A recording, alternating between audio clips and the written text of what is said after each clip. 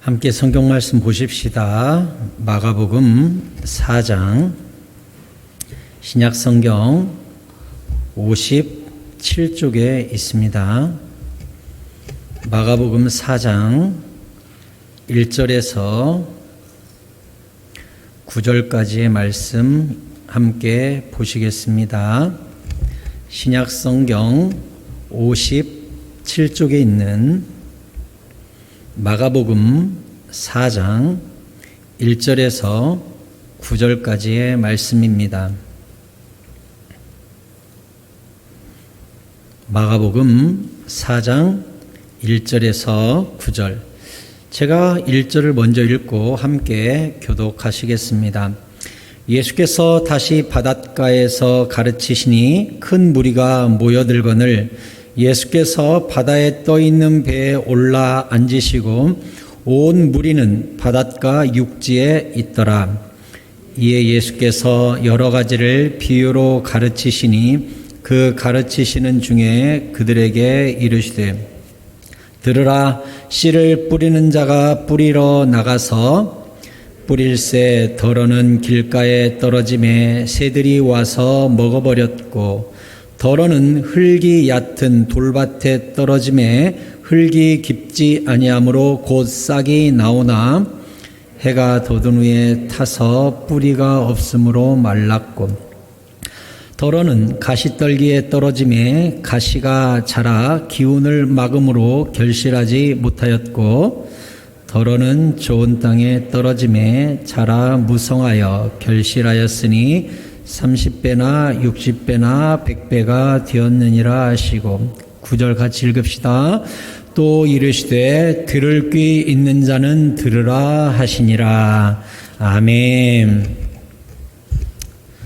주님의 은혜와 건강이 여러분과 함께 하시기를 축복합니다. 오늘부터 몇 주일 동안 예수님의 밭 비유에 대해서 요즘 수예배 때 제가 비유 설교를 계속 풀어드리고 있지요. 예수님의 여러 가지 비유들을 여러분에게 이어서 풀고 있는데 오늘부터는 예수님의 이 씨와 밭의 비유 여러분에게 자세히 풀어드리도록 하겠습니다. 예수님께서 말씀하신 이 씨 비유는 굉장히 유명한 본문이죠. 씨는 똑같이 길가밭이나 돌밭이나 가시밭이나 좋은 밭이나 씨는 똑같죠. 씨는. 그런데 결과는 너무나 다르죠. 누구는 씨 자체를 잃어버린 사람도 있고 잠깐 싹이 났다가 타버린 사람도 있고 자라긴 잘했지만 결실하기 전에 가시에 찔려가지고 끝나버린 사람도 있고 끝까지 결실을 인내로 이룬 사람도 있잖아요. 그래서 하나님의 말씀에는 이 말씀이 씨잖아요. 그러니까 하나님 말씀에는 아무 문제가 없어요. 하나님의 진리는 누구에게나 똑같고 누구에게나 능력이 돼요. 문제는 밭이 문제죠. 밭이. 예, 우리 사람들 중에도 이 네 가지 밭이 각각 있는데 우리 중에도 나는 그래도 옥토밭이야, 나는 좋은 밭이야 라고 생각할 수 있으나 아무리 신앙생활 열심히 하고 하는 사람 안에도 사실은 일부는 돌밭도 있고 일부는 가시밭도 있고 일부는 길가밭도 있고 우리도 각각 그 부분들이 있잖아요. 그 약점들을 우리가 어떻게 메울 것이며 어떻게 주님께서 그 부분을 우리를 도우시는가 이런 부분들에 대해 이 네 가지 밭을 한 주씩 여러분에게 설명해 드리려고 합니다. 먼저 마태복음 13장 31절에 보면 예수님께서 이렇게 말씀하셨어요. 또 비유를 들어 이르시되 천국은 마치 사람이 자기 밭에 갖다 심은 겨자씨 한 알 같으니 이는 모든 씨보다 작은 것이로되 자란 후에는 풀보다 커서 나무가 되매 공중의 새들이 와서 그 가지에 깃들이느니라. 이렇게 말씀하셨어요. 하나님의 나라는 말씀에 기반한 나라요. 이 씨는 반드시 성장하게 되어 있다. 이것을 가르쳐 주는 겁니다. 여러분, 주님의 말씀이 우리 가운데 떨어졌을 때 성장하는 은혜가 있기를 축복합니다. 씨가 그대로 있으면 안 돼요. 네, 적당한 환경이 돼서 싹이 나야 돼요. 제가 예전에 어느 뉴스를 봤더니 고고학자들이 피라미드를 발굴하는데 피라미드 안에 이렇게 막 파고 들어갔더니 피라미드 안에 있는 관 옆에 여러 가지 부장품들이 같이 들어있잖아요. 거기에 뭐 금그릇도 있고 은그릇도 있고 뭐 같이 미라로 만든 뭐 동물도 있고 이게 다 들어있잖아요. 근데 그 중에 어떤 그릇에 보니까 씨가 있는 거예요. 씨. 그러니까 피라미드가 지금부터 만들어진 게 4,500년 전쯤 만들어졌단 말이에요. 근데 그때 시체를 넣을 때 시체 옆에다가 그릇에 씨를 넣어서 그릇을 담아가지고 같이 넣는 거예요. 그러니까 피라미드 발굴하는 사람들이 씨를 발굴하고 이게 무슨 씨지? 궁금하잖아요. 심어보자 해가지고 이만한 그릇에 물을 담고 솜을 적셔서 그 씨를 놔뒀더니 싹이 나더라는 거예요. 몇 년 된 게? 4,500년 된 게 싹이 나더라는 거예요. 놀랍지 않아요? 어떻게 4,500년 된 것이 살아있어가지고 환경이 되니까 싹이 나냐고요. 예수님께서 주의 말씀을 씨로 비유한 이유는 무엇이냐면 때가 되면 지금은 아니어도 잘만 우리 마음밭에 담아 놓으면 때가 되면 싹이 날 줄로 믿습니다. 제가 예전에 TV 다큐멘터리를 봤더니 사막이에요. 사막을 이렇게 촬영한 다큐멘터리인데, 자연 다큐멘터리인데 사막에도 비가 옵디다. 사막에도 비가 잠깐 며칠 와요. 그리고 끝나요. 그러니까 사막에 지하수가 흐르잖아요. 그러니까 잠깐 며칠 내리는데 그때 꽃들이 확 펴요. 사막 가득히. 그랬다가 얼른 얘네들이 싹이 나더니 얼른 꽃을 피우고 얼른 씨를 확 퍼뜨리고 또 팍 죽어버리는 거예요. 그러니까 이 학자들이 도대체 이 사막을 꽃밭으로 만드는 씨는 어디 있냐. 그리고 내내 가만히 있다가 어떻게 알고 비가 오면 얘가 싹이 나냐. 그걸 다큐멘터리로 찍었어요. 그래서 저도 이제 그런 데 관심이 많으니까 어떻게 된 거냐 하고 쳐다봤죠. 이 사막이 순식간에 화단으로 바뀌는 그 씨가요, 굉장히 재밌어요. 얘네들이 번식을 잽싸게 해가지고 씨를 확 뿌리면요, 모래나 씨나 똑같아. 구분이 안 돼요. 1년간 그대로 있어요. 모래나 씨나 똑같이. 그런데 바람이 불면 씨가 모래하고 부딪히잖아요. 바람이 불 때마다 얘네들이 모래하고 긁히잖아요. 굉장히 씨가 딱딱하대요. 사막에서 자라는 종류들이 견뎌야 되니까 굉장히 딱딱하대요. 그런데 얘네들이 모래바람에 뒹굴다가 비가 내릴 때 그 모래 긁힌 틈으로 물이 스며들어 가지고 씨가 깨지면서 싹이 나오는 거예요. 제가 그걸 보고 깨달았어요. 그렇구나. 씨는 고난으로 긁혀야 깨어나는구나. 고난이 와야 말씀이 깨달아지는구나. 내 상황이 그 말씀에 맞게 가야 싹이 나는구나. 생전 남의 말씀인 줄 알았는데 내가 아프고 내가 힘들고 내가 고난을 당하면 그때는 말씀이 새롭게 우리한테 오잖아요. 그래서 고난이 말씀을 깨우는 망치가 되는구나. 제가 깨달았어요. 자, 이 귀한 말씀의 씨가 히브리서 4장 12절에 보니까 이런 작용이 있대요. 하나님의 말씀은 살아있다. 하나님의 말씀 자체가 운동력이 있어요. 활력이 있어가지고 좌우의 날선 어떤 검보다 예리해가지고 이 말씀이 살아 역동하기 시작하면 우리의 혼과 영과 관절과 골수를 몽땅 찔러 쪼개가지고 우리 마음의 생각과 뜻을 다 판단하는 능력의 말씀으로 우리 삶에 온다는 거예요. 13절에 지으신 것이 하나도 그 앞에 나타나지 않음이 없고 우리의 결산을 받으실 이의 눈앞에 만물이 벌거벗은 것 같이 드러나느니라. 그러니까 주님께서 이 만물을 벌거벗은 것 같이 심판하실 때 뭘로 심판한다는 걸 알 수 있어요? 말씀으로 심판해요. 예전에 제가 중고등학교 다닐 때 어떤 부흥 강사님이 교회에 오셔서 제가 이제 부흥에 참석을 하러 갔죠. 그 강사님이 그런 얘기를 하더라고요. 자기가 꿈속에 하나님의 심판대 앞에 서 있더래요. 그래서 자기가 하나님 앞에 내가 어떻게 심판을 받을까 굉장히 조마조마하는 이 빛 가운데 자기가 이렇게 서 있었대요. 근데 앞에서 하나님이 뭔가를 자기한테 툭 던져주더래요. 자기 앞에 툭 떨어졌는데 깜짝 놀라가지고 이렇게 봤더니 성경이래요. 성경. 그래가지고 아니 심판대 앞에서 주님이 나에게 성경책을 주시다니 희한하네. 그리고는 꿈속에서 성경책을 펼쳤더니 백지 성경이더라는 거예요. 백지 성경. 아무것도 없는 백지라는 성경이라고는 써 있는데 속에 글씨가 하나도 없더라는 거예요. 그래서 너무 놀라가지고 하나님의 보좌 쪽으로 고개를 이렇게 들었는데 보좌에서 음성이 들렸다는 거예요. 종아, 네가 순종한 말씀만 적어라. 네가 순종한 말씀만 적어라. 그래서 자기가 깜짝 놀라가지고 손에 봤더니 펜 하나가 있더래요.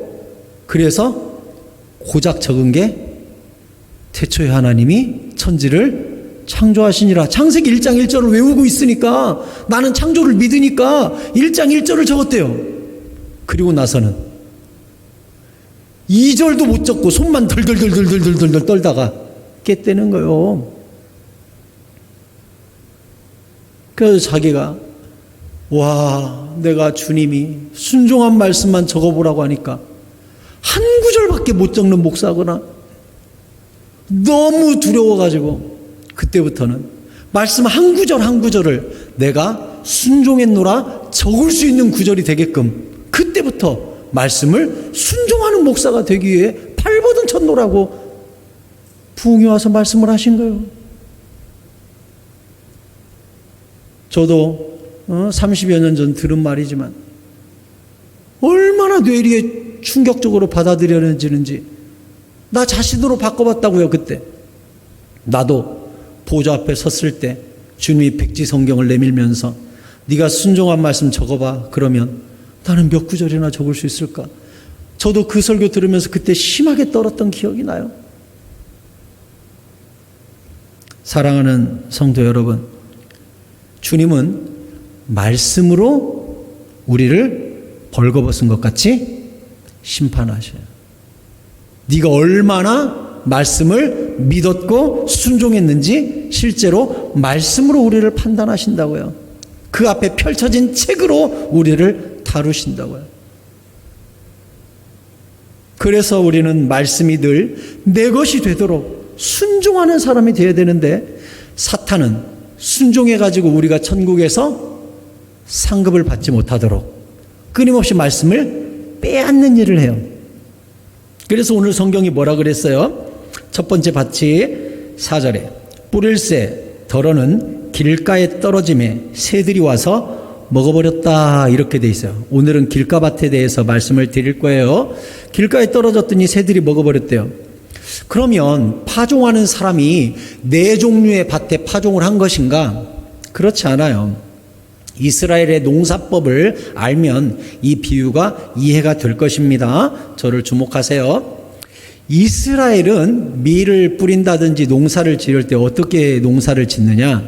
자, 밭이 있어요. 그러면 소를 갖다가 이랑을 깊이 갈아요. 다 갈고 나면 이랑 사이를 농부가 이만한 바구니에 씨를 담아갖고 지나다니면서 그냥 뿌려요. 우리처럼 콕콕콕콕 이렇게 심는 게 아니라 뿌려요. 그냥 이렇게. 그럼 바람 불면 사람들이 다니던 길로 날아가기도 하고 또 밭에 들어가지 말라고 울타리 쳐놓은 가시덩굴 밑으로 굴러가기도 하고 또 밭을 갈다 보면 돌 나오잖아요, 돌. 그럼 우리가 밭 한켠에 돌 모아놓잖아요. 그 씨 뿌리다 보니까 거기로 훅하니 날아가는 씨도 생기는 거예요. 그러니까 각각 그곳에 파종한 게 아니라 뿌렸는데 그쪽으로 날아간 거예요. 네, 울타리 밑에 가시덤불 밑으로, 또 밭 골라놓은 돌 밑으로, 또 사람이 씨 뿌리기 위해 다니던 길 위로 이렇게 떨어지는 거예요. 그런데 이 첫 번째 예수님이 비유하실 때 사람이 씨 뿌리러 다니는 밭 이랑 사이에 있는 길, 그쪽으로 씨들이 떨어졌다는 거예요. 밭에 있는 씨는 쭉 뿌린 다음에 발로 휙 덮으면 끝나버려요, 농사가. 근데 밭에 있는 씨까지는, 이 길에 있는 씨까지는 돌볼 겨를이 없는 거죠. 그러니까 새들이 날아와가지고 딱딱한 길에 먹을 게 있네 하고 다 쪼아먹는 거예요. 근데 이 밭 비유는 정말 쉬운 것이, 그 뒤에 보면 제자들이 예수님한테 이 비유가 무슨 뜻이냐고 여쭤봐요. 그래서 예수님이 설명해 줬거든요. 그래서 오늘 본문 10절에 보면 예수께서 홀로 계실 때 함께한 사람들이 12 제자와 더불어 그 비유들에 대해서 물었어요. 이게 무슨 비유예요? 하고 물어봤어요. 그랬더니 예수님이 설명을 하셨다고요. 11절에 하나님 나라의 비밀을 너희에게는 주었으나 의인에게서는 모든 것을 비유로 하나니 하면서 14절에 뿌리는 자는 말씀을 뿌리는 것이라 하면서 씨는 뭐다? 말씀이다 라고 말씀해 주셨어요. 그 다음에 15절에 나와 있죠. 말씀이 길가에 뿌려졌다는 것은 새들이 와서 아까 먹었다고 했잖아요. 이들을 가리킴이니 곧 말씀을 들었을 때에 사탄이 즉시 와서 그들에게 뿌려진 말씀을 빼앗는 사람, 이게 바로 길가밭이라고 예수님이 이미 설명을 정확히 해놨어요. 그러니까 이 네 가지 밭은요, 뒤에 예수님이 이미 풀어놨기 때문에 굉장히 쉬운 비유예요. 그러니까 제자들이 이게 무슨 비유예요? 했더니 첫 번째 밭부터 내가 설명해 줄게. 밭에 뿌려졌다는 것은 말씀을 앞에서 전하는 설교자가 설교를 했는데 받자마자 뺏기는 사람, 그게 길가밭이라고 그랬어요. 그러면 오늘날로 말하면 어떤 사람이에요? 예배 드리고 설교 듣는 중에 말씀을 다 뺏기는 사람. 말씀을 여기서 이미 다 빼앗겨버려. 흔히 그런 이야기 하잖아요.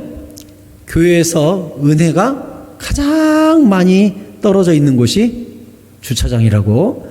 주차장에서 차 빼다가 신경질 내고, 기다리다가 신경질 내고, 덥다고 짜증내고, 옆차 좁다고 짜증내다가 주차장에서 은혜 다 떨구고 간대요. 그러니까 교회에서 은혜 주워갈 곳, 주차장 가서 다 쓰레받기로 주워 갖고 가면 된다고 그래요. 그래도 주차장까지 가는 것은 돌짝밭이에요. 돌밭. 그런데 길가밭은 뭐예요? 예수님이 표현대로 하자면 말씀을 듣자마자 빼앗기는 사람. 그러니까 이 예배당에서 이미 은혜를 까먹고 나가는 사람이 있다는 거예요. 예배당에서 이미 은혜를 까먹고 나가는 사람이 있대요. 불행한 일이죠. 시편 49편 20절에 말씀을 깨닫지 못하고 빼앗기는 사람을 이렇게 말했습니다. 같이 읽을까요? 시작. 존귀하나 깨닫지 못하는 사람은 멸망하는 짐승 같도다 했어요. 깨닫지 못하면요, 멸망하는 짐승이, 여기서 못 깨달으면 멸망하는 짐승이 되는 거예요. 저는 여러분께 말씀드립니다. 설교 시간에 말씀이 들리고 깨달아지는 은혜가 여러분에게 임하기를 축원합니다.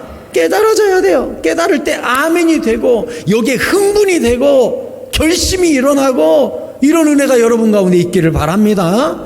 누구는요, 설교를 들을 때 이미 은혜를 다 까먹는 사람이 있는 거예요. 기억력이 없어서, 권사님들 그런 말 하지 마세요. 이건 기억력하고 다른 거예요.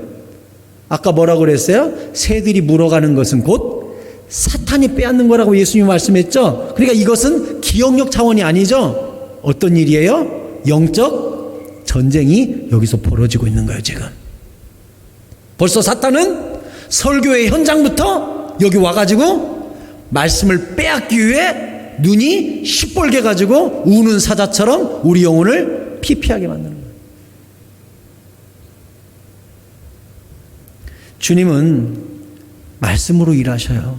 말씀을 못 깨달으면요, 영혼이 죽어버려요. 결실이 없어요. 내 삶에 맛이 안 나요. 모든 변화와 모든 열매의 시작은 말씀을 깨닫는 것에서 시작하는 거예요. 못 깨달으면 짐승이 되는 거예요. 주님의 제자가 못 되는 거예요. 그러니까 설교 시간에 설교 말씀이 내 귀에 안 들린다? 그럴 수 있지? 절대로 그렇게 생각하면 안 돼요. 내 영혼이 오늘 죽고 가는 거예요.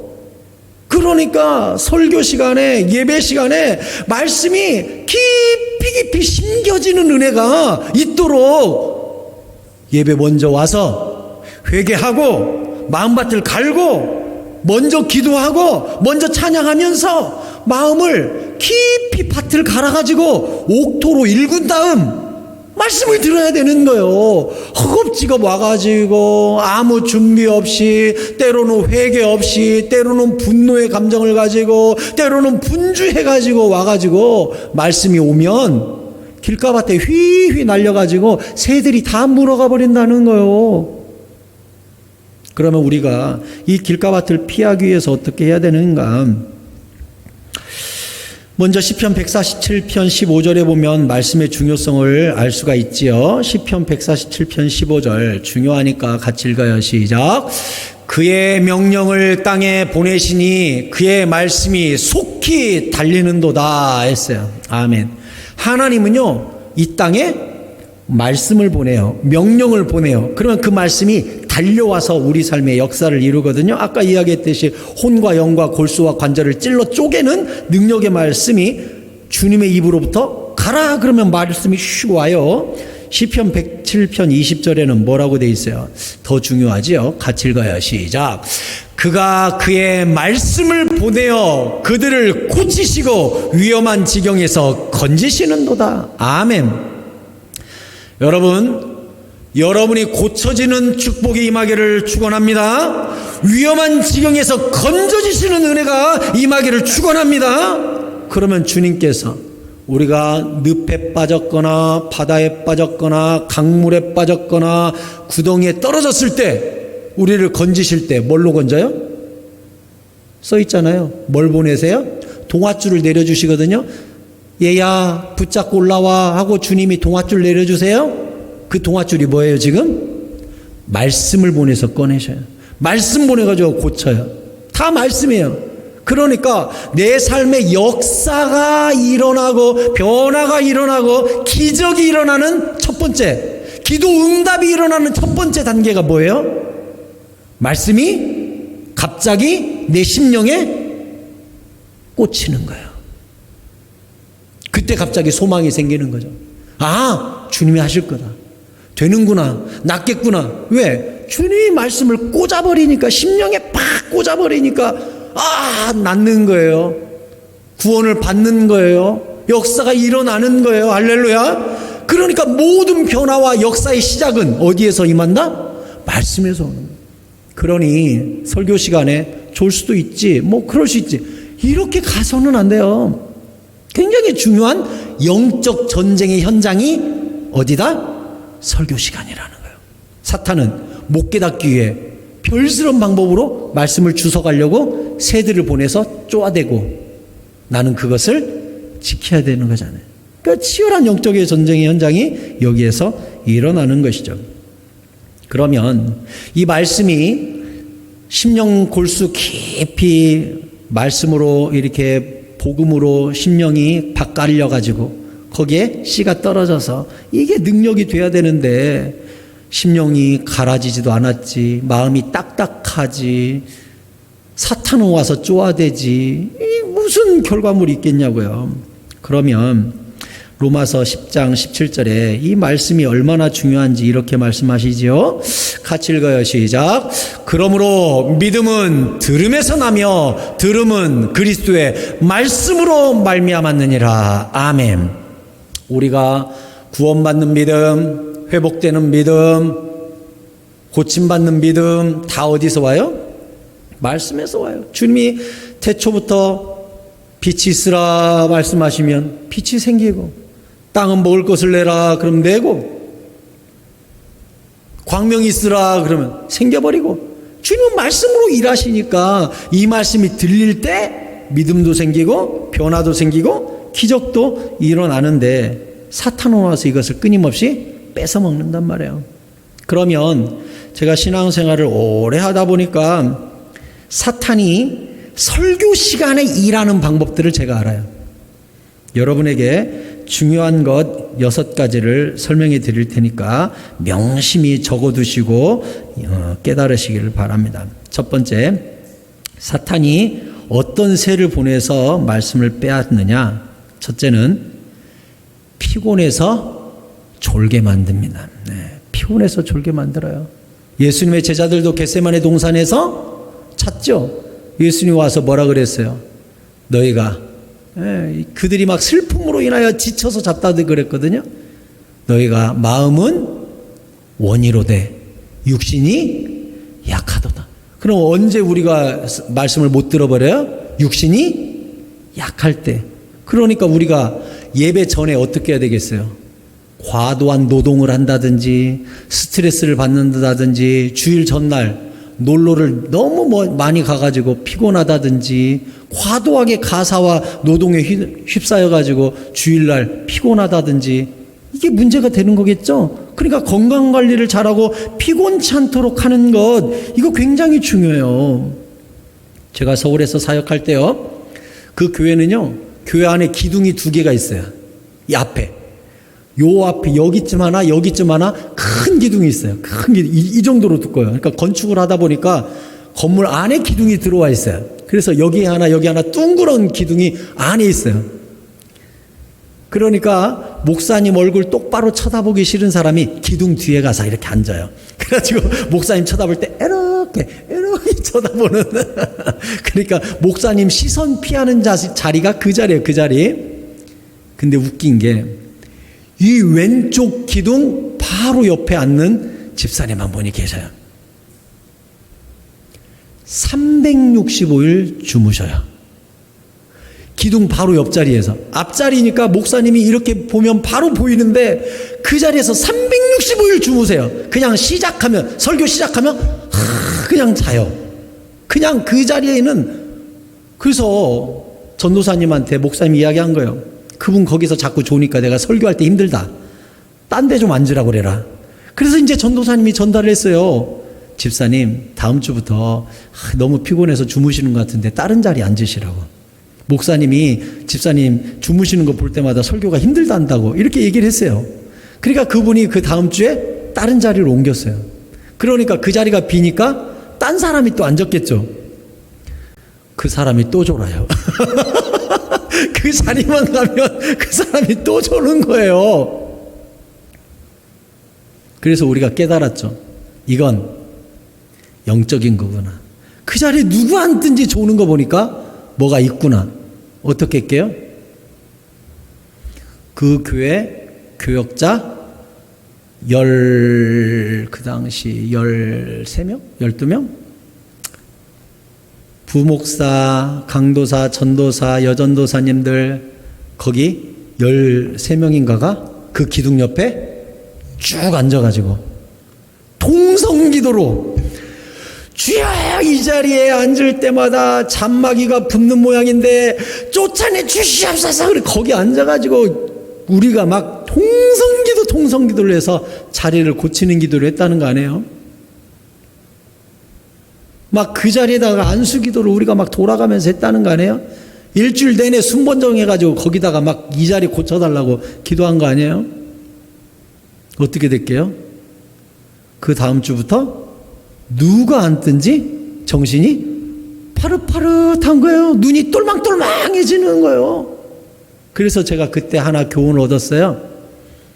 사람이 계속 예배 시간마다 설교 시간마다 존다는 것은 피곤함도 있지만 사탄의 영적인 작업도 있구나 깨달았어요. 우리 중에 혹시 예배 때마다 습관적으로 존다, 이것은 자기 자신에 대해서 영적인 기도를 해야 돼요. 하나님, 피곤치 않게 해주십시오. 졸리게 하는 악한 영아 물러갈지어다 하면서 축사 기도를 해야 돼요. 왜? 못 듣게 해서 은혜를 못 받게 만들고 말씀이 길가밭에서 다 새들이 주워먹게 하니까 안 되는 거예요. 여러분, 사탄이 잘 사용하는 첫 번째 무기 뭐다? 피곤해서 졸게 만드는 무기. 이것을 절대 여러분 경계하셔야 돼요. 두 번째는 사탄이 굉장히 잘 쓰는 수법이 생각을 분주하게 만들어요. 딴 생각을 하게 만들어요. 몸은 여기 있지만 생각은 집에 가 있어요. 휴가지에 가 있어요. 책상에 가 있어요. 누구를 상상하고 있어요. 누구를 만나고 있어요. 돈 벌고 있어요. 머릿속은 전혀 다른 데가 있게 하는 거예요. 예배 이외에 다른 것으로 분주하게 만드는 거예요. 제가 예전에 그런 말씀 드렸잖아요. 교회, 제가 중학교 때 다니던 교회 집사님 한 분이 주일 낮 예배를 한참 드리고 있는데 갑자기 화이 큰 소리로 지금 예배 한참 드리고 있는데 화이 그냥 예배드리다 전부 깜짝 놀라가지고 그분을 쳐다봤더니 그분이 민망한지 하고서 이제 예배가 끝났잖아요. 뭔 일이다냐. 나중에 저도 나중에 들었죠. 예배 시간에 졸다가 예배 오기 전에 마당에다가 고추를 널고 왔는데 꿈속에 마당에 고추를 널었는데 닭들이 가가지고 고추를 막 쪼아대고 다리를 막 고추를 헤치고 있는 거예요. 그러니까 꼭 닭 쫓는다고 허이 하다가 예배 시간에 그냥 허이를 했다는 거 아니에요. 그때부터 이분 이름이 허이 집사가 됐다는 거 아니에요. 허이 집사. 그러니까 교회 오기 전에는 일을 연결시키면 안 돼요. 끊고 와야죠. 끝내고 와야죠. 덮어놓고 와야죠. 왜 거기에 분주하게 마음이 가 있어가지고 예배에 집중하지 못하냐고요. 사탄이 잘 쓰는 방법 중에 하나가 뭐냐면 이렇게 바쁘게 만들어요. 예배 이외에 다른 것으로 바쁘게 만들어요. 그러면 그쪽으로 마음이 자꾸 가니까 분주하지 못하게 해요. 요즘은 휴대폰 예배 시간에 드르륵 띵동 보게 되잖아요. 보고 싶잖아요. 여기서 드르륵거리면은 궁금하잖아요. 자꾸 한번 확인해 보고 싶잖아요. 휴대폰도 말씀을 빼앗는 도구 중에 하나예요. 어떻게 해야 되겠어요? 아예 파워를 꺼버리든지 아니면 무음으로 해서 내가 진동도 못 느끼게끔 딱 넣어놔야 돼요. 근데 이게 주머니에서 부르르 떨면 보고 싶은 거예요. 설교는 아멘 하고 있지만 손은 이것이 무엇이다냐, 뭔 바쁜 일이 생겼다냐, 누가 전화했다냐, 자꾸 마음이 거기 가는 거예요. 휴대폰도 굉장히 좋지 않은 말씀을 빼앗는 도구예요. 또 마음이 분주하면 어떻게 돼요? 여기서 예배드리는 중에도 자꾸 머릿속에는 내가 골로불을 켜고 왔는가, 가스불을 켜고 왔는가, 내가 코드를 뺐든가, 불을 껐든가, 자꾸 그 생각이 가는 거예요. 그러니까 교회 오기 전에 어떻게 해야 돼요? 모든 것을 깔끔하게 정리하도록 분주하지 않게 나 자신을 시간 관리하는 것, 이것도 사탄을 이기는 한 가지 방법이에요. 세 번째, 사탄이 이 자리에서 말씀을 즉시로 빼앗는 아주 중요한 것, 말씀을 판단하는 사람. 그러니까 길가밭이 여기가 딱딱해가지고 말씀이 떨어지면 길가밭에 탱탱 튕겨. 너무 딱딱해가지고 씨가 달라붙질 못해. 튕겨나가. 왜 딱딱해요? 내 것으로 충만하니까. 내가 똑똑하니까. 말씀보다 내 경험과 내 경력이 위에 있으니까. 무슨 말씀이 와도 여기서 탱탱 튕겨내요. 아무개 집사가 들으면 딱 좋겠네. 옛날에 나도 저거 지켜봤어. 이러더만 저러더만 다 판단을 하니까 길가밭에 씨가 탱탱 다 튕겨지네. 다 튕겨져. 말씀을 받아서 아멘하고 묵상하고 실천할 생각은 안 하고 말씀 자체를 판단하고 튕기고 누구한테 어울리는 거라고 토스해버리고 이러니 자기 말씀이 아니에요. 다 튕겨버려요. 설교 시간에 말씀을 이미 다 잃어버린 거예요. 그 사람은. 판단하는 사람이 아니라 아멘하는 사람이 되시기 바랍니다. 그래, 아무개한테 맞는 말이네 이러면 나하고는 아무 상관없잖아요. 그때부터 그렇게 말씀 들으면 안 된다고요.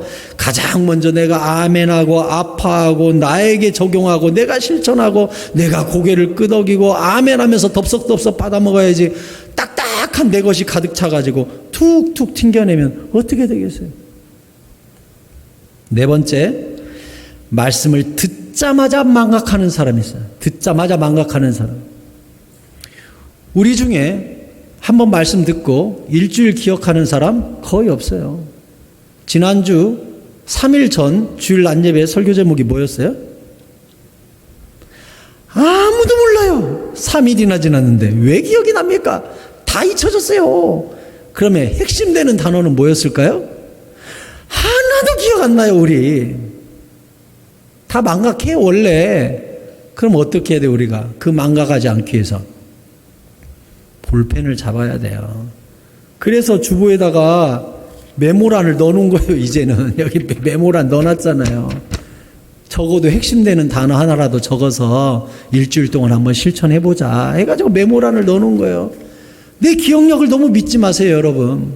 저도요 설교 잘 기억하는 사람인데 엄청 실이 적어요. 궁금하면 제 사무실 한번 구경 오고 싶으면 목양실 제가 보여드릴게요. 책꽂이 3개가, 3칸이 저 중학교 2학년 때부터 지금까지 설교 메모가 책꽂이 3줄에 차 있어요. 중학교 2학년 때부터 지금까지 내가 간 모든 예배의 모든 설교는 다 적어놨어요. 제 기억을 못 믿죠. 내가 어떻게 그걸 다 기억해요. 근데 적어놓은 것은 딱 펼쳐보면 그랬네. 다 생각납니다, 보면. 그래서 적어요. 지금도 우리 부목사님들 설교할 때 저 다 적어요. 새벽 예배 때 우리 부목사님 설교하면 뒤에서 장절 다 적어요. 심지어 옛날에 제 설교 메모 보면요. 이런 것도 있어요. 목사님이 어떤 예를 들었잖아요. 그 예 딱 적어놓고 괄호치고 웃으셨음 이렇게 적어놓은 것도 있더라니까요. 괄호치고 여기서 웃으셨음 이렇게까지 적어놨더라고요. 내가 왜? 내 기억력을 못 믿으니까 적어야 되는 거예요. 적어. 망각으로 인하여 말씀을 듣자마자 사라지지 않도록 그래서 성경에 큐티를 하라는 거예요. 큐티가 뭐죠? 곱씹는 거. 소가 위가 4개래잖아요. 첫 번째 위로 들어갔다가 토해서 씹고 삼키고 자꾸 되새김질을 하니까 소똥 보셨어요? 똥 중에요. 소똥이 제일 영양가가 없대요. 왜? 흡수를 4군데에서 싹 뽑아 먹으니까 양분이란 양분을 싹 흡수해가지고 겨우 섬유질 조금 나온대요. 너무 흡수를 잘하니까 위가 4개나 되니까. 우리도 마찬가지예요. 또 씹고 되새겨가지고 말씀이 각인이 되도록. 각인이 뭐지요? 새길 각자의 도장인자잖아요. 도장을 새기듯이 뼈에 새기는 것이죠. 저는 뭐 학교를 다닐 때나 신학교를 다닐 때나 또 뭐 부목사로 있을 때 어떤 목사님의 어떤 말씀이 내 것이다라고 붙잡힌 말씀은요. 그날 뼈에 새기고 외워버려요. 저건 내 거다. 저건 내가 평생 잊지 말아야겠다. 그러면 적으면서 뼈에 새겨버려요. 각인을 해버려요. 딱. 그리고 외워요. 그런 말씀들은. 저건 내가 외워야겠다 생각하면요. 딱 외워요. 각인이 되도록. 그러면 그 각인된 말씀이 순간순간 능력이 되더라고요. 5번째. 사탄이 우리의 말씀을 빼앗는 방법이 무엇이냐? 의심을 주는 거예요. 의심.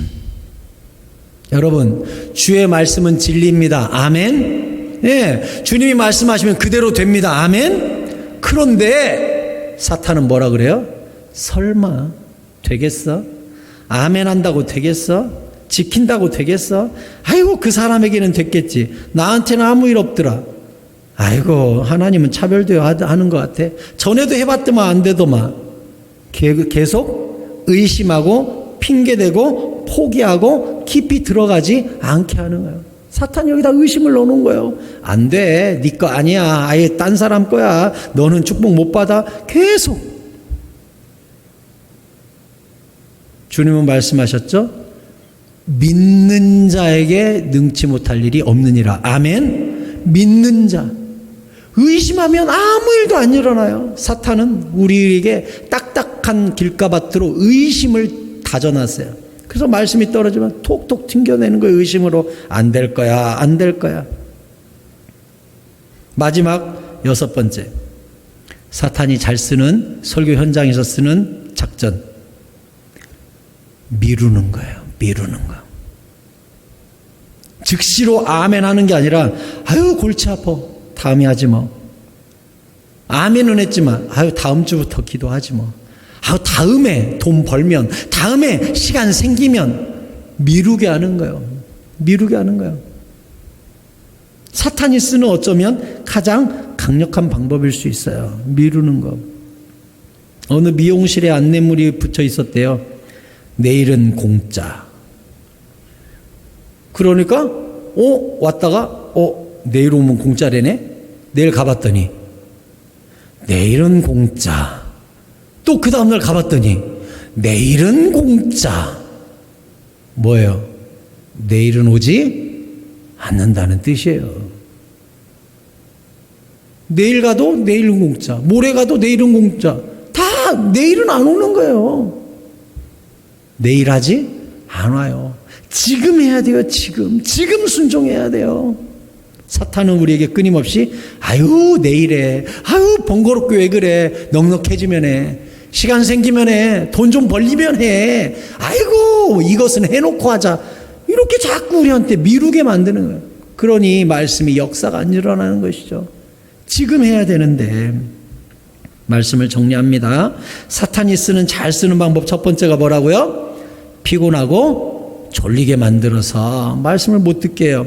두 번째는 바쁘게 만들어가지고 딴 데 마음이 가게 해요. 세 번째는 내 것으로 가득 차가지고 말씀을 판단해요. 판단하니까 은혜를 못 받아요. 네 번째는 말씀을 듣자마자 잊어버려요. 적으라고 그랬죠. 여섯 번째는 뭐라고요? 다섯 번째는 의심을 해요. 아이고 되겠어. 아유 내 거 아니야. 의심을 해요. 여섯 번째는 적용을 미루는 거야. 다음에 하지 뭐. 다음에 하지. 이게 설교 현장에서 벌어지는 일들이에요. 예배 시간에 벌어지는 일들이에요. 깨달으시기 바랍니다. 말씀을 맺겠습니다. 여러분, 굉장히 중요한 계시록 3장 11절 말씀을 보겠습니다. 계시록 3장 11절 같이 읽겠습니다. 시작. 내가 속히 오리니 내가 가진 것을 굳게 잡아 아무도 내 면류관을 빼앗지 못하게 하라. 아멘. 여러분, 우리의 하늘에서 받을 면류관이요 영원한 줄 알아요? 이 땅에서 한번 따놨으면 영원한 금메달로 남아있는 줄 알아요? 아니요. 사탄이 와서 하늘에 있는 저 상급도 빼앗아 가려고 혈안이 되어 있어요. 죽기 전까지 몰라요. 면류관 빼앗아 가려고 우는 사자처럼 끊임없이 우리를 도전하고 흔들고 있어요. 그러니까 우리의 1분 1초가 다 뭐다?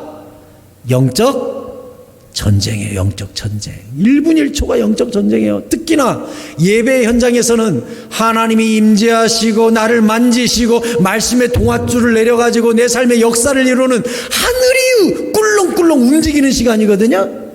그러면 사탄도 그때 새들을 보내가지고 의심의 새, 바쁨의 새, 피곤의 새, 미루는 새, 이런 새들을 막 보내가지고 말씀을 이 안에서 빼앗기 위해 얘도 바쁘다는 거예요. 그러니까 설교 시간에는 주님의 말씀도 바쁘지만 사탄이 보낸 새들도 바빠요. 그러니 예배 시간 자체가 영적 전쟁이 치열하게 일어나는 거예요. 우리가 어떻게 준비해야 돼요? 예배 먼저 와서 회개하고 말씀을 갈아엎고 오늘 본문 말씀 한 번 더 읽어보고 예습해보고 설교 시간에 아멘하고 적고 깨닫고 의지적으로 내가 이렇게 한번 해봐야지 미루지 말고 깨달아가지고 실천하고 하면서 열매를 맺는 주의 자녀들이 돼야 되는데 사탄이 보낸 새들이 우리 마음속에 날아와 가지고 수없이 말씀을 빼앗아가도 그러려니 넋놓고 있다가 아무 열매도 없고 아무 변화도 없고 아무 성장도 없고 아무 기적도 맛보지 못한다면 어떻게 되겠습니까? 여러분, 우리 마음속에 사탄이 보낸 의심, 두려움, 분주함, 많은 새들을 향해 호이 하고 쫓아내시기 바랍니다. 그래야 돼요. 우리 마음속의 새들을 다 쫓아내시고 오직 주의 말씀에 집중하고 아멘하고 적고 되새기고 실천해서 말씀의 역사와 기적을 다 맛보시는 주의 자녀들 되시기 바랍니다. 주님은 우리 삶에 역사하실 때 무슨 동아줄을 내려주신다고요? 말씀의 동아줄을 내리셔가지고 그 말씀이 시발점이 돼서 변화와 기적을 체험해요. 그러니까 기도응답도 뭘로 와요? 말씀이 먼저 와요. 여기 기도응답 경험 보신 분 다 알아요. 기도하면 말씀이 먼저 와요. 말씀이 깨달아지고 나서 그 다음부터 한 스텝 한 스텝 내 삶에 변화와 역사가 일어나요. 그러니까 저 출발은요, 말씀의 동아줄을 딱 붙잡는 데서 출발한다고요. 모든 예배와 모든 설교 시간에 우리에게 주시는 변화와 능력의 말씀의 동아줄을 단단히 붙잡고 깨닫고 변화와 역사를 경험하는 주의 백성들이 다 되시기를 예수 그리스도의 이름으로 축원합니다. 아멘. 우리 함께 찬양하고 기도하십시다. 주님 말씀하시면 내가 나아가리다. 주님 말씀하시면 내가 나아가리다 찬양하고 기도하십시다.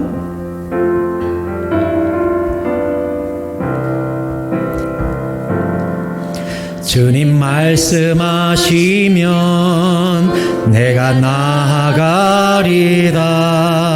주님 뜻이 아니면 내가 멈춰서리다. 나의 가고 서는 것 주님 뜻에 있으니 오 주님 나를 이끄소서. 주님 말씀하시면 내가 나아가리다. 주님 뜻이 아니면 내가 멈춰서리다. 나의 가고 서는 곳 주님 뜻에 있으니 오 주님 나를 이끄소서. 뜻하신 그곳에 나 있기 원합니다.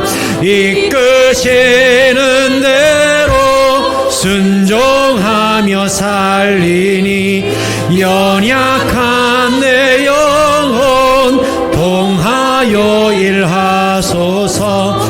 주님 나라와 그 뜻을 위하여 아멘. 뜻하신 그곳에 나 있기 원합니다. 이끄시는 대로 순종하며 살리니 연약한 내 영혼 동하여 일하소서. 주님 나라와 그 뜻을 위하여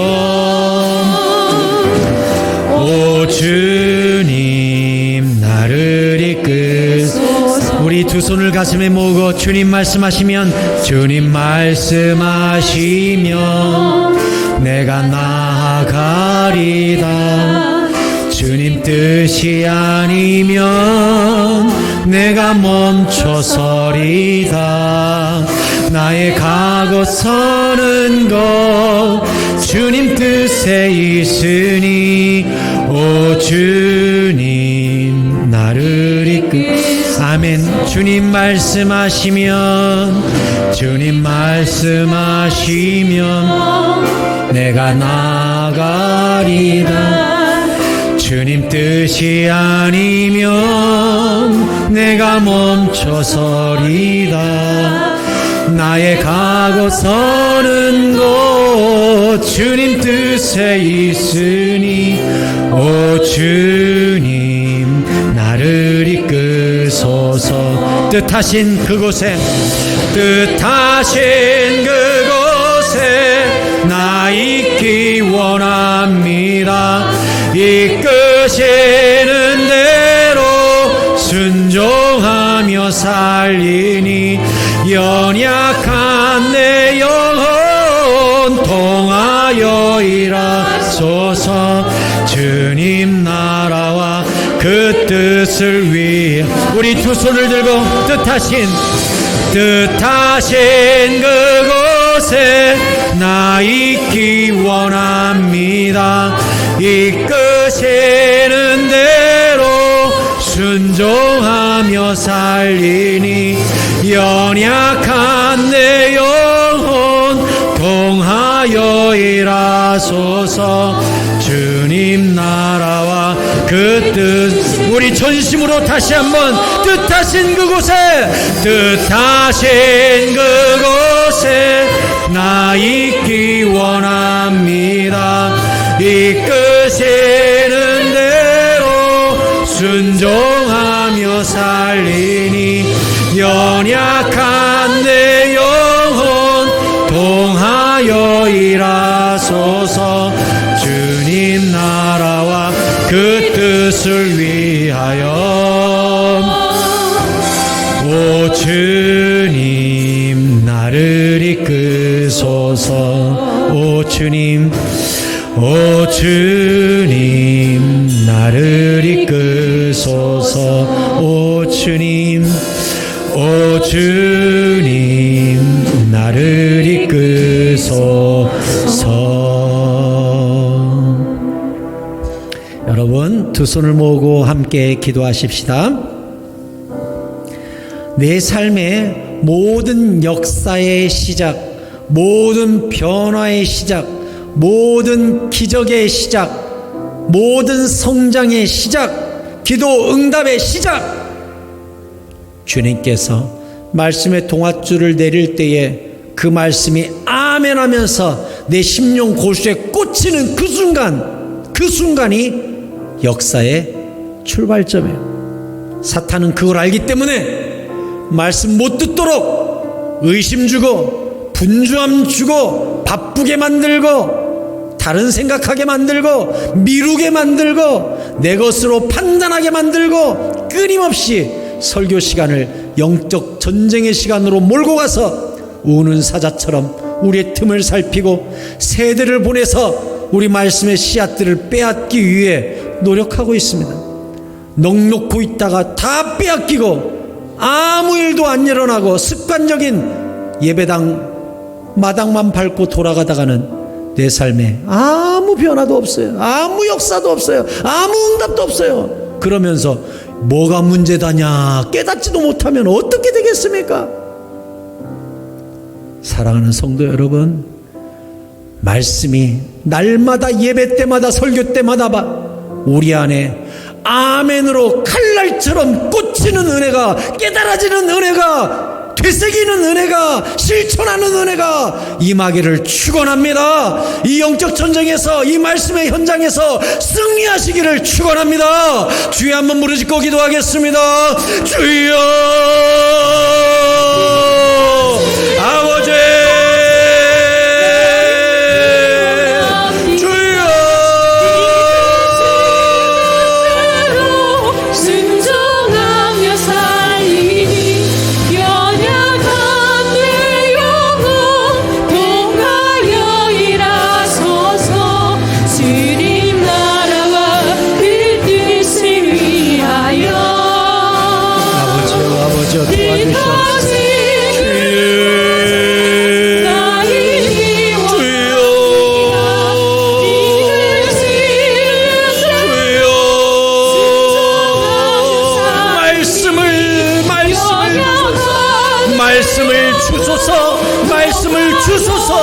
말씀을 주소서.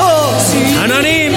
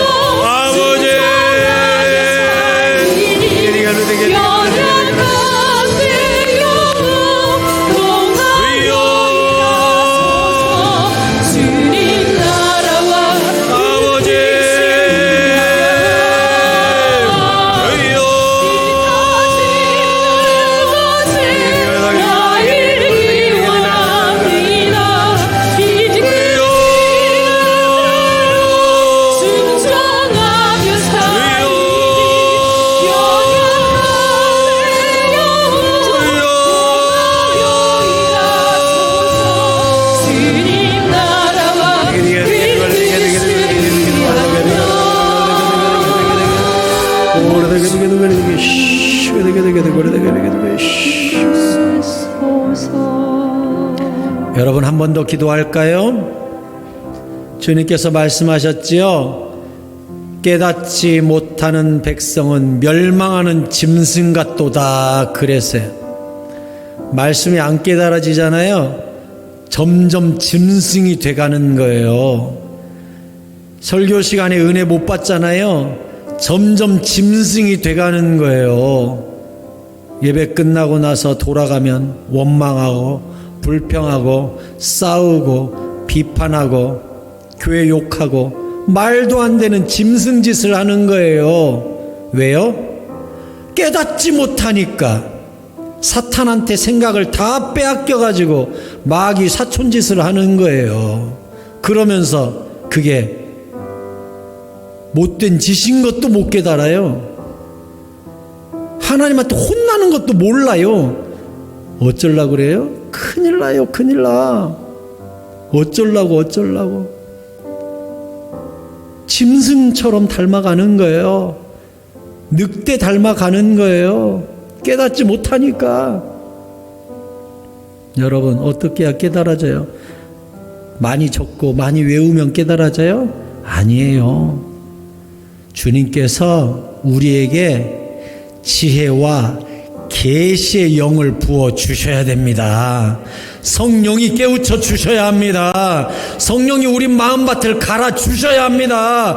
십자가 앞에 무릎 꿇어야 합니다. 그래야 마음이 부드러워지고 깨달아지는 거예요. 겸손해져야 되는 거예요. 철저히 자기를 부정해야 되는 거예요. 다음 주, 그 다음 주 어떻게 해야 말씀이 깨달아지고 실천해지는지 계속 말씀을 전하게 될 텐데, 오늘 함께 붙잡고 기도할 것은 주여 성령을 보내사 부드러운 마음을 주시고 복음과 십자가로 내 마음밭을 깊이 갈아주사 지혜와 계시의 영을 보내주시어서 깨닫게 하여 주시옵소서. 주여 부르고 기도합니다.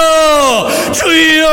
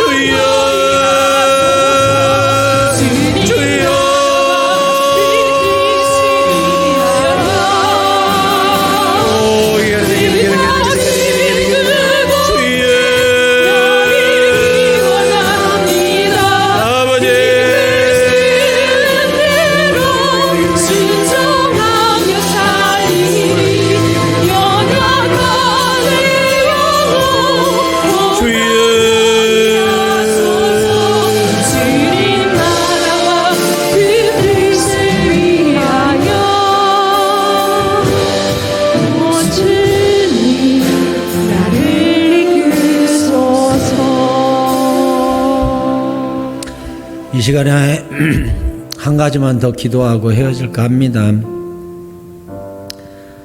코로나 사태가 참 심각해요. 지금 이제 교회가 신천지나 똑같다는 말이나 듣게 생겼습니다. 교회가 퍼뜨렸다라는 오명을 지금 뒤집어쓰게 생겼는데, 복음의 길이 가로막히고 예배가 파행으로 치닫게 되는 영적으로 굉장히 무거운 시대가 우리 앞에 왔습니다. 여러분, 예배가 없어지고 횟수가 줄어들고 성도들이 예배로부터 멀어지면 오늘 설교하고 연결시켜보면 어떤 일이 벌어질 것 같아요? 말씀을 듣지 못하게 하는 사탄의 도구가 이 코로나가 된다면 점점 말씀으로부터 멀어지고 설교로부터 멀어지고 예배로부터 멀어지면 점점 멸망하는 짐승이 많아지게 되고 세상이 흉악해지게 되고 교회가 문을 닫게 되고 이 세상이 어떻게 되겠어요? 큰일 난 거 아니에요 지금? 그래도 우리 교회는 예배 붙잡고 본질 붙잡고 또 역사와 신앙의 뿌리가 깊기 때문에 그래도 견딘다고 하지만 개척교회들, 믿음이 약한 교회들, 또 특히나 대형교회들 같은 경우는 50명 이상 모이지 말라.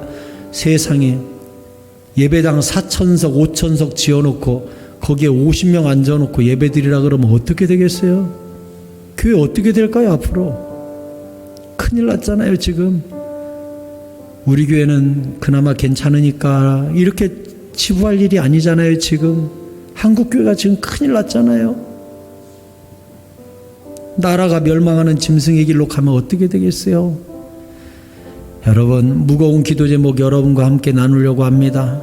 하나님, 우리가 잘못했으니 교회가 예배를 우습게 여기고 성도가 성도답지 못해서 이런 일이 벌어진 것이라면 주여 우리가 회개하오니 용서하시고 치료제를 보내주시고 바이러스를 사라지게 하시고 백신도 생산될 수 있도록 도와주시고 이 나라가 진정될 수 있도록 도와주시고 예배를 회복시켜 주시고 교회를 살려주시옵소서. 주여 부르고 기도합니다. 주여 아버지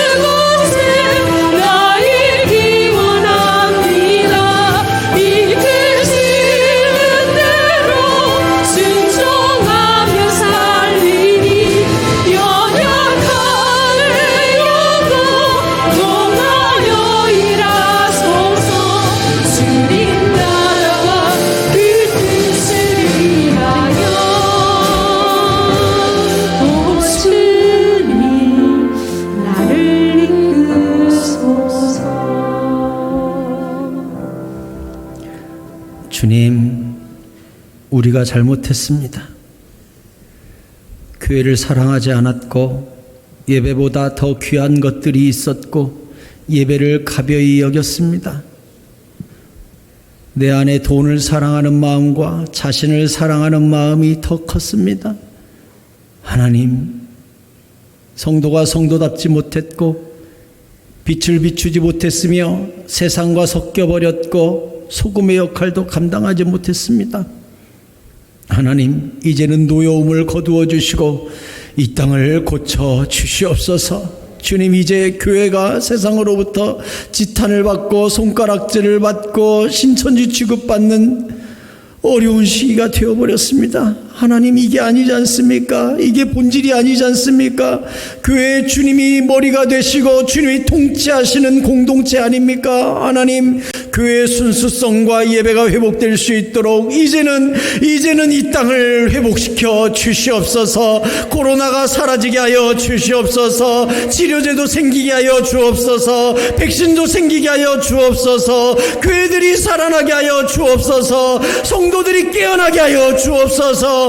예배를 귀히 여기고 말씀에 아멘하며 우리가 하나 되게 하시고 기도를 회복하게 하여 주시옵소서. 그리하여 다시 빛과 소금의 역할을 감당하고 복음의 나팔수 역할을 감당하는 교회들을 회복시켜 주시옵소서. 우리 교회가 본질을 놓치지 않는 교회, 예배를 붙드는 교회, 기도로 깨어있는 교회 되고자 하오니 하나님, 성령으로 임재하여 주시고 우리 예배 가운데 운행하여 주시며 우리의 예배를 흠양하여 주시옵소서. 주님, 오늘 예배 현장은 사실 영적 전쟁의 현장임을 깨닫고 돌아갑니다. 설교 시간에 아멘하고 내 것으로 붙잡고 적고 외우고 실천하여서 말씀의 동아줄 단단히 붙잡고 기도 응답 받고 신앙의 성장을 이루고 주님과의 깊은 관계 속으로 들어가는 지혜롭고 성숙한 주의 백성들 되게 하여 주시옵소서. 말씀이 모든 기적의 출발점인 줄로 믿습니다. 설교 시간이 완전히 달라지게 하여 주시옵소서. 오늘도 말씀 붙잡고 갑니다. 이 말씀 붙잡고 살 때에 성령께서 지혜와 계시형으로 동행하여 주시고 삶의 많은 열매를 맺어 주님을 기쁘시게 만드는 포도나무 가지들이 다 되게 하여 주시옵소서. 깨닫게 하신 하나님, 모든 영광과 찬양과 존귀를 홀로 받아 주시옵소서. 예수 그리스도의 이름으로 기도드리옵나이다. 아멘. 축도하겠습니다. 이제는 우리 주 예수 그리스도의 은혜와 하나님 아버지 놀라우신 사랑과 성령의 교통하심이 이제 설교 시간이 그냥 말씀 듣는 시간이 아니라 치열한 영적 전쟁의 시간임을 깨닫고 사탄이 보낸 모든 세대를 쫓아버리고 말씀을 아멘하고 새기고 외우고 적고 되새기고 다시 곱씹으며 실천하여 큰 열매 맺기로 마음 굳게 먹고 이 예배 자리를 떠나는 주의 자녀들, 그들의 건강과 가정과 일터와 모든 기도 제목과 만남 위에 이제로부터 영원토록 함께 있을지어다. 아멘.